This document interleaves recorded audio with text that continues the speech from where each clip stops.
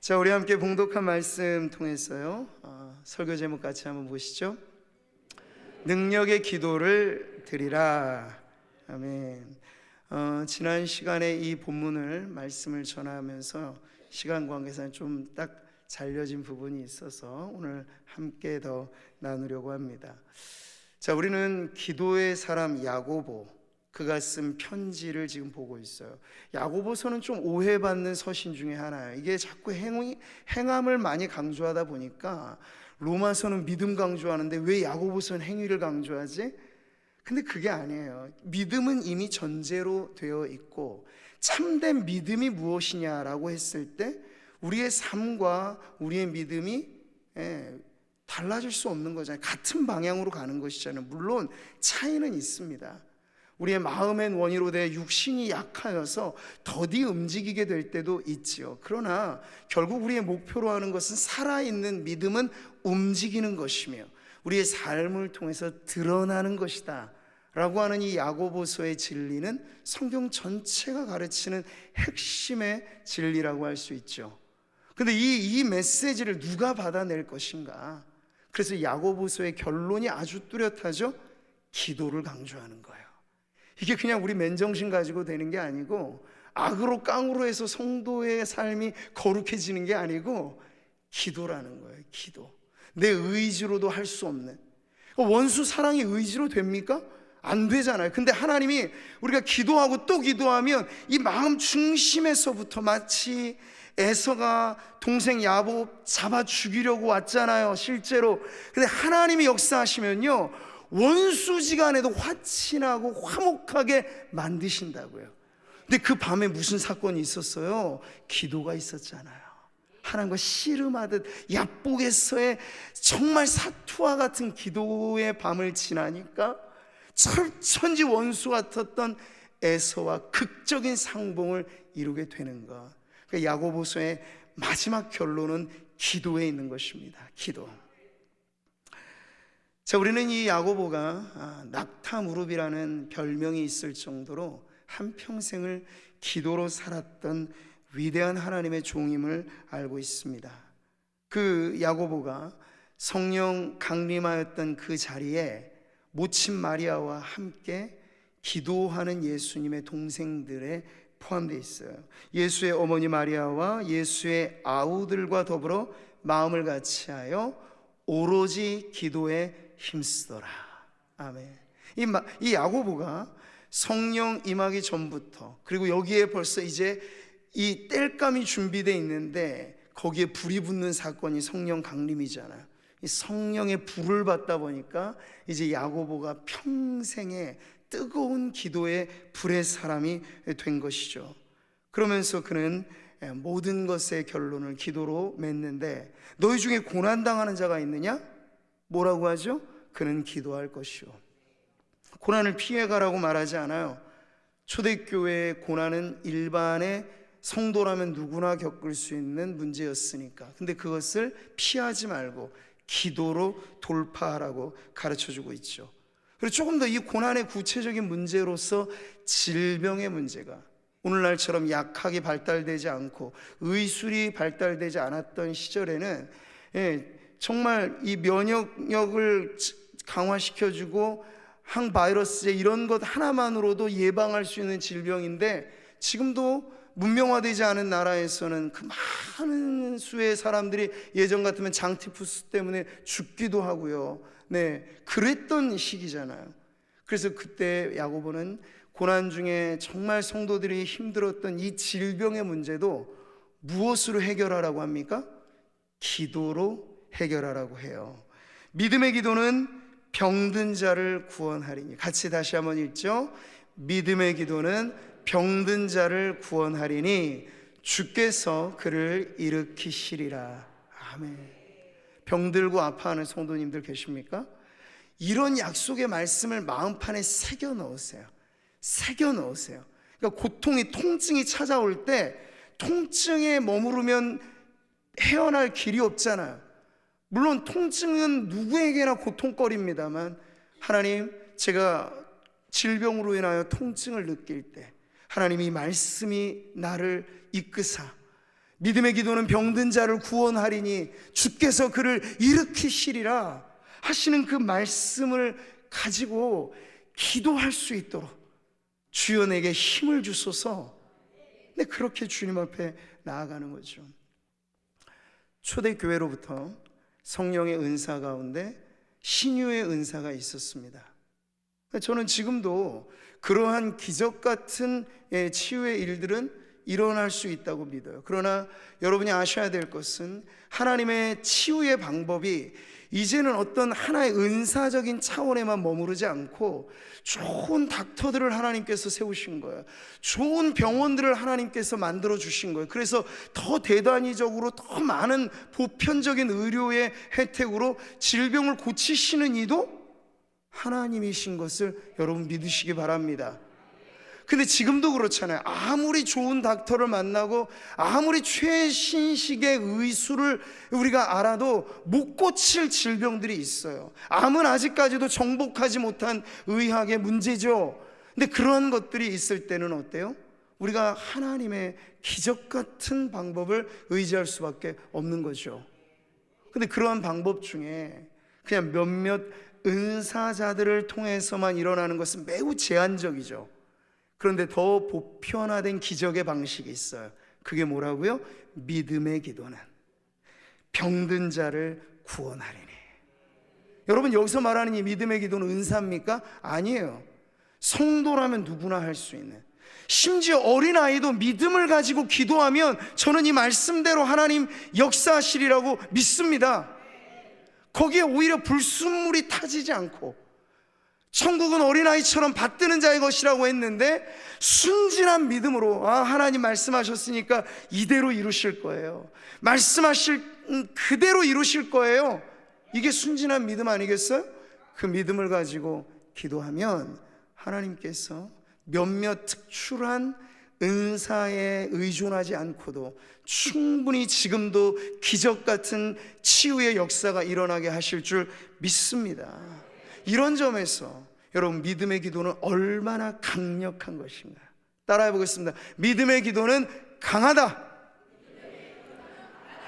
이 강하다 할 때 액센트를 좀 주시면 더 좋죠. 한 번 더. 믿음의 기도는 강하다. 잘 맞추셨네요. 그런 믿음을 가지고 하셔야 돼요. 아니, 기도해보지도 않고 기도 하나마나 똑같다, 그럼 기도할 맛이 나요? 아니죠. 근데 우리의 믿음이 저변에 깔려 있는 게 싸워보지도 않고 무력감에, 실패감에 빠져 있는 경우가 의외로 많다는 거예요. 그러니까 기도가 하늘 보좌를 향하여 솟구쳐 올라가는 게 아니고 땅으로 꺼지는 거예요. 자꾸 기도하는 둥 마는 둥 되는 거예요. 근데 기도가 강하다, 기도는 역사하는 힘이 세다 하는 이 믿음을 가지면요, 기도할 때부터 벌써 기대감이 있는 거죠. 야, 하나님 오늘 이 기도의 자리에서 뭔 일을 내시겠구나, 그런 어떤 기대감이 생길 때 정말 믿음의 기도가 하늘 보좌를 향하여 로켓이 그 에너지 엔진의 힘을 가지고 달나라까지 대기권을 뚫고 가잖아요. 그 강력한 추진력처럼 믿음의 기도는 땅으로 꺼지지 않고 하나님의 은혜의 보좌 앞으로 상달되는 줄 믿습니다. 그 기도를 누가 하시겠어요?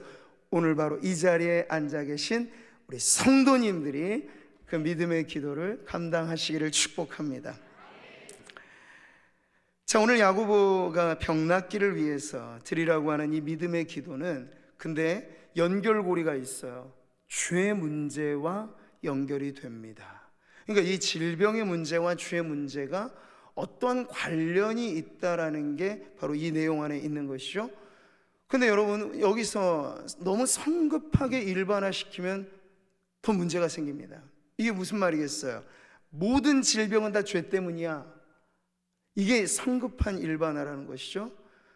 물론 아주 근본적으로 파헤쳐 가면 아담이 범죄했기 때문에 질병도 세상에 들어오고 사망도 세상에 들어온 거예요. 그러면 근본적인 문제는 죄 때문이야, 맞죠? 그러나 개별적인 한 사람 한 사람을 우리가 대할 때 누군가 아파하는 성도를 딱 보면서 죄 때문이야, 그러면요, 이것은 매우 냉혹한 정죄가 되는 거예요. 근데 이 부분에 우리가 매우 조심해야 된다는 거죠. 요한복음 9장에 보니까 제자들도 그런 의식에 사로잡혀 있었어요. 날 때부터 맹인된 사람을 두고 제자들이 뭐라고 말하는가? 랍비여, 이 사람이 맹인으로 난 것이 누구의 죄로 인함이니까? 자기니까? 그의 부모니까? 이게 뭐예요? 바로 이런 일반화된 관념이죠. 병이 들었다는 것, 그리고 심각한 장애를 앓고 있다는 것, 죄 때문이야 라는 건데, 예수님께서는 전혀 다른 관점으로 이 문제를 바라보셨어요. 이 9장 3절이 아주 중요한 말씀인데요, 다 같이 큰 소리 읽겠습니다. 시작.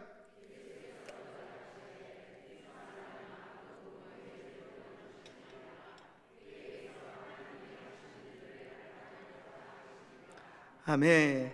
똑같은 문제를 바라보는데 예수님의 관점이 다르죠. 저 사람 죄 때문이냐, 부모 죄 때문이냐, 조상 때문이냐, 이런 게 아니고 오늘 이 사람에게 하나님이 하시고자 하는 일을 나타내기 위함이라. 이거 얼마나 다른 시각에서 지금 이 문제를 보는지 나오게 되죠. 한국교회를 주름 잡았던 대표 2단 중에 성락교회가 있었습니다. 여기는 이 김기동 목사, 작년에 이 세상을 떠났죠. 근데 그가 살아있는 동안에 한국교회 사실은 교계에 많은 영향들을 저변에 깔아놨어요. 근데 그 영향이라고 하는 게 매우 사실 안 좋은 영적인 영향이죠. 그 안 좋은 영적인 영향이란 뭐냐면 이 베레아 귀신론이라고 하는 거예요. 그러니까 거기는 이래도 귀신 저래도 귀신이야. 물론 여러분, 귀신이 없습니까? 귀신은 있어요. 악한 영이 없습니까? 있어요. 우리는 그 존재를 무시하거나 부정해서 되는 것 아니에요. 그러나 성도가 살아가면서 이 일에도 귀신 걱정, 저 일에도 귀신 걱정, 그건 온전한 신앙이라고 말할 수 없어요. 아니, 우리가 예수님을 바라보고 살아야지 귀신 보고 살아요? 아니잖아요. 근데 이 베레아 귀신론은요, 뭘 해도 귀신 얘기만 하는 거예요. 그러니까 불신자로 죽은 영혼은 그 죽어서 귀신이 된다. 이거 성경에서 전혀 말하지 않는 잘못된 귀신론을 가르치고, 또 하나 문제가 바로 모든 질병은 귀신으로부터 발생하는 것이다, 이걸 가르치는 거예요. 그러니까 뭐 병든 사람 있으면 푸닥거리 하는 거죠. 감기 하나 걸리고 멀미 하나 해도 너 귀신 들린 거다 해가지고 병든 사람에 대한 그들의 접근 방식은 축사, 귀신 쫓기, 이걸로만 모든 사람, 정상적인 사람이 그 교회 가면 비정상이 되는 거고, 건강한 사람이 그 자리에 가도 귀신 들린 사람 취급을 받는 그런 문제가 있는 거죠. 그러니까 제가 말씀드린 모든 병은 죄 때문이다, 모든 병은 귀신 때문이다, 이 성급한 일반화가 매우 큰 문제가 있을 수 있다는 거예요. 그런데 그런 관점에서 오늘 말씀을 보시면 야고보는 이걸 매우 조심스럽게 접근합니다. 모든 질병은 죄 때문이다 라는 관점은 아니지만 어떠한 질병의 문제는 죄와의 관련성이 있다는 것은 또한 인정하는 것이죠. 그래서 지금 야고보가 말하고 있는 이 부분이 아주 우리에게 중요해요. 15절, 혹시 죄를 범하였을지라도 사하심을 받으리라. 아멘. 여기 단정 짓지 않죠? 확정 지어서 말하는 게 아니죠. 야고보가 딱 봤을 때 당신은 죄 때문이야, 그가 그렇게 뭐 투시하듯이 사람을 말하지 않아요. 자신도 다 알 수는 없지만 혹시 이 질병이 그분의 무언가 하나님과의 관계에서 해결되지 못한 죄의 문제와 결부가 되어 있을 수 있다. 그러면 그 질병의 해결책은 무슨 기도가 필요하다는 거예요? 서로 병낫기를 위해서 죄를 고백하고 그 죄 문제를 위해서 서로 기도해 줄 때 증상으로 나타난 이 질병의 문제가 근본에 도사리고 있는 죄 문제의 해결과 함께 고쳐지게 된다 하는 그것을 가르쳐 주는 거죠. 예수님께서도 이런 관점에 있으셨던 거예요. 모든 건 다 마귀 때문이다, 모든 건 다 죄 때문이다, 그런 관점이 아니신데도 같은 요한복음인데 요한복음 9장에서 보면요, 38해 된 병자가 등장합니다. 5장이에요. 5장. 이 요한복음 5장에 베데스다 연못 사건에 나오잖아요. 그때 38년 된 병자가 있어요. 예수님께서 그를 고쳐주셨죠. 그리고 나서 그를 만나시면서 하신 말씀이 있어요. 같이 읽어보세요. 보라, 내가 나았으니 더 심한 것이 생기지 않게 다시는 죄를 범하지 말라. 아멘. 그러니까 적어도 우리가 이 케이스를 두고는 예수님께서 이 사람이 고침받고 회복된 것에 대해서 다시 병들지 않도록 당부를 하시는데 죄 짓지 말라고 말씀을 하시는 건, 이건 어떤 부분에서 분명 질병과 죄 문제에 연관되어진 케이스가 반드시 있다 하는 걸 가르쳐 주시는 거죠. 자, 그렇기 때문에 오늘 야고보는 매우 균형 있는 관점에서 이 질병의 고침받는 문제와 죄사함의 문제가 하나로 엮여서 우리가 누군가를 위해 중보기도 할 때 그 믿음의 기도는 바로 이 문제를 해결해 주는 답이 될 수 있다고 가르쳐 주는 거예요. 예수님이 주기도에서도 말씀하신 게 사실 이 죄사함의 문제 아닙니까? 우리가 우리에게 죄 지은 자를 사하여 준 것 같이 우리 죄를 사하여 주시옵고. 이건 나만의 죄를 말하는 게 아니에요. 우리의 죄, 나의 죄, 너의 죄, 우리의 죄, 그 죄에 대한 용서의 기도를 반드시 드리라고 예수님께서 가르쳐 주신 것이죠. 자, 이처럼 죄 문제는 개인으로만 국한되지 않고 교회라고 하는 공동체의 문제가 될 수 있습니다. 그렇기 때문에 야고보의 이 처방전은 오늘 교회 공동체 안에도 매우 중요한 처방전이 될 수 있을 거예요. 자, 그러므로 너희 죄를 서로 고백하고 병이 낫기를 위하여 서로 기도하라. 아멘. 제가 지난 시간에도 말씀드렸죠. 가톨릭이 이것을 잘못 오역하고 잘못 해석하는 것은 죄 고백은 평신도가 사제에게만 하는, 그래서 모든 천주교회에는 고해소가 만들어져 있어요. 거기에는 사제가, 신부가 앉아야 될 좌석이 구별되어 있고 일반 평신도들이 앉아야 될 좌석이 정확하게 구분되어 있어요. 그래서 일방적으로 일반 평신도들은 이 고해를 들어주는 신부 앞에서 자기 죄를 고백하도록 만드는 것이죠. 이것은 사제권에 대한 독점적인 권위를 내세우는 이 잘못된 행위라고도 할 수 있겠어요. 그러나 초대교회로부터 오늘 우리가 야고보의 서신을 보니까 이런 식의 사제주의는 없어요. 교회는 오히려 어느 한 사도에 의해서만 독점적으로 운영되어지는 체제가 아니고 성도들이 서로를 위해서, 서로의 병 낫기를 위해서, 서로의 죄 문제 때문에 서로 나누고 서로 기도해 주면서 그 치유의 은혜를 교회 공동체적으로 경험할 수 있다고, 오늘 이 가르침이 우리들에게 매우 중요하게 와닿는 것이죠. 사도 요한도 그의 서신서에서 이 죄 문제를 두고 성도들 간에 어떻게 이것을 다루어야 되는지를 가르쳐주는 구절이 나와요. 같이 읽겠습니다. 누구든지 형제가 사망에 이르지 아니하는 죄에 범하는 것을 보거든 구하라. 그리하면 사망에 이르지 아니하는 범죄자들을 위하여 그에게 생명을 주시리라. 아멘. 우리가 직접 죄 용서를 할 수 없어요. 어느 목회자도 당신의 죄를 내가 사하노라 이럴 권위를 갖고 있지는 않아. 대리적인 것이죠. 주님이 당신의 죄를 사하시기를 원합니다. 축복합니다. 이러한 권위는 발휘할 수 있어요. 그러나 하나님을 대신해서 그 누가 죄 사하는 권위를 가질 수 있겠습니까? 그러니 이런 점에서 모든 성도들은 서로의 죄라고 하는 문제, 서로의 연약함, 이런 것들을 감추지 말고 드러내며, 이것도 서로에 대한 신뢰가 있을 때 가능한 거죠. 또 어떤 데 보면요, 이런 것도 너무 강압적으로 막 가르쳐서 억지로 막 죄 고백시키고 사람들 앞에, 이건 죄를 고백시키는 게 아니라 창피를 주는 거예요. 그러면 사람을 고치는 게 아니라 사람을 무너뜨리죠. 그러니까 자신의 연약함을 말하는 방식에서부터 교회는 은혜로워야지, 죄인 다루듯이 뭐 이건 북한에서 하는 거잖아요. 자아 비판하게 만들고, 그래서가 아니라 하나님께서 주시는 은혜의 마음 안에서 서로를 용납하는 그 분위기 안에서, 예컨대 목장에서, 그리고 소그룹의 우리의 모임에서 나 이러한 주중에 이런 문제가 있었어요. 내가 이것 때문에 지금 참 마음이 괴롭고 이것 때문에 정말 골치가 아파서 잠도 못 자고 힘들어요. 이런 얘기들을 좀 나누면서 나를 위해서 좀 기도해 주십시오. 이런 것이 어찌 허물이 될 수 있겠습니까?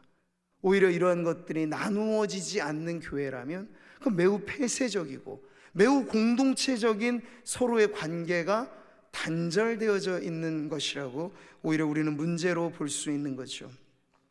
자, 이렇게 야고보는 기도의 능력이 죄사함의 문제, 그래서 질병을 해결하는 이런 문제에 뻗어가는 것을 보여주면서 우리에게 기도는 참 능력 있는 것이다라고 하는 걸 계속 고조해서 가르치는데, 이제 마지막 클라이막스로 가면서 그는 뭐라고 말합니까? 16절 같이 보시죠. 의인의 간구는 역사하는 힘이 큼이니라. 아멘. 이 말씀에서 거의 우리는 정점을 향하여 믿음의 기도 그리고 능력의 기도가 무엇인가를 알려주는 대목을 보는 거죠.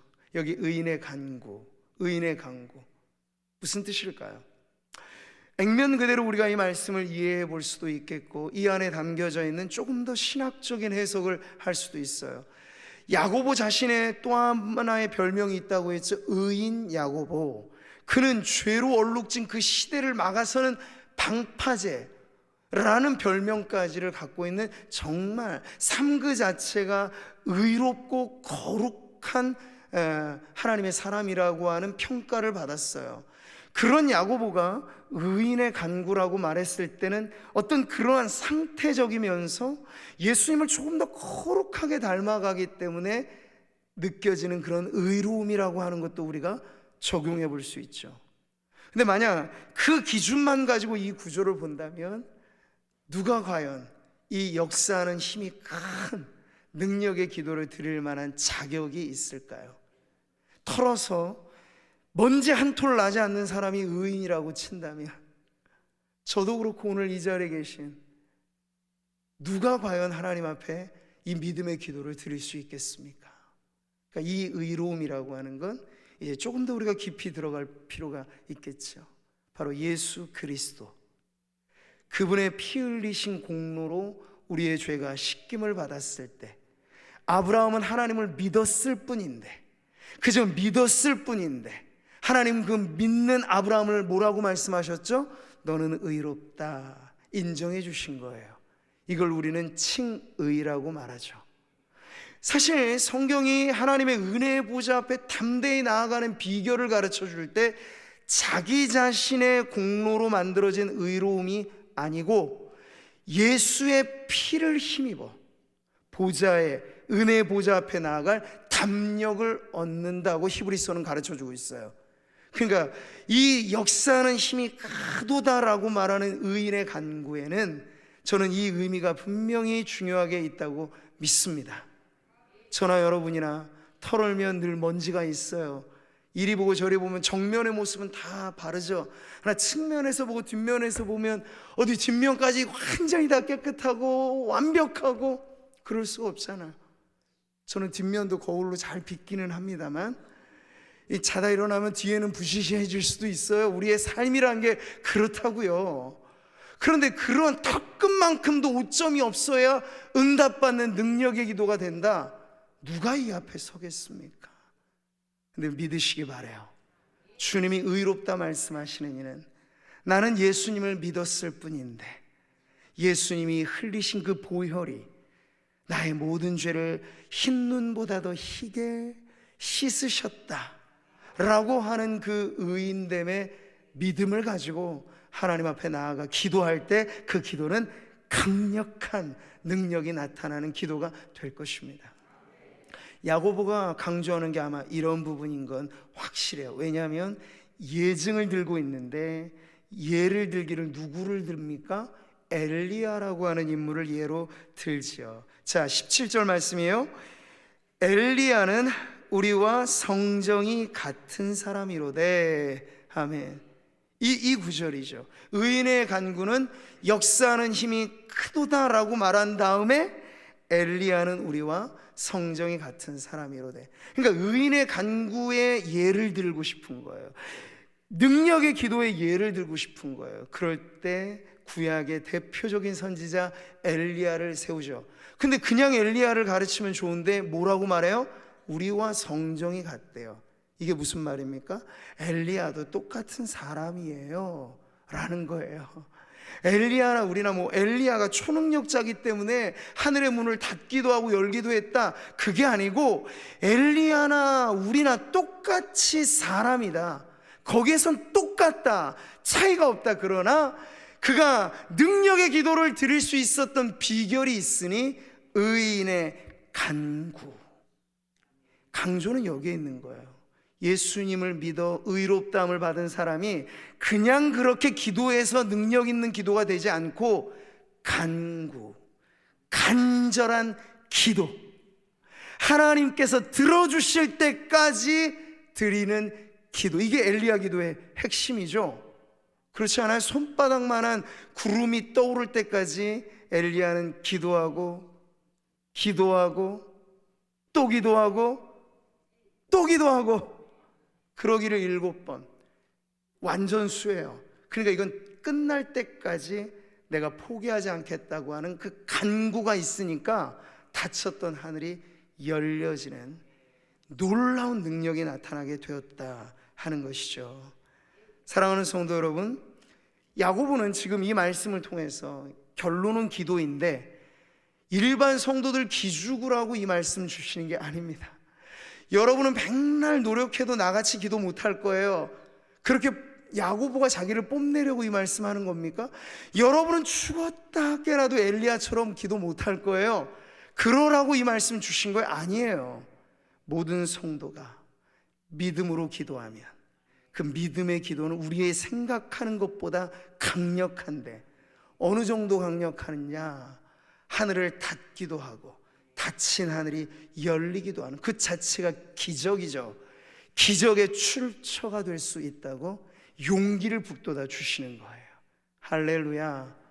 오늘 금요철야에서 우리 마지막 한 해를 마무리하고 장식하는 이 자리에서 오늘의 이 말씀이 큰 저는 의미가 있다고 믿습니다. 나는 그냥 평범한 성도이니까 목사님 저한테 엘리야 얘기 너무 그렇게 하지 마세요. 그냥 엘리야는 제가 설교 시간에 듣고 박수 쳐주는 영웅 정도로만 제가 알고 있을게요.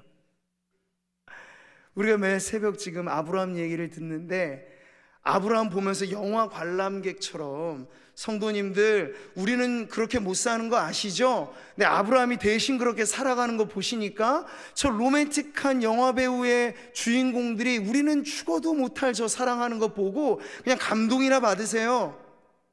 이러려고 하나님께서 아브라함의 이야기를 들려주시는 것 아니고, 엘리야 이야기를 들려주시는 것도 아니고, 성경의 모든 말씀은 바로 오늘 우리들이 들어서 믿으라고 주시는 말씀인 줄 여러분 믿으시기를 바랍니다.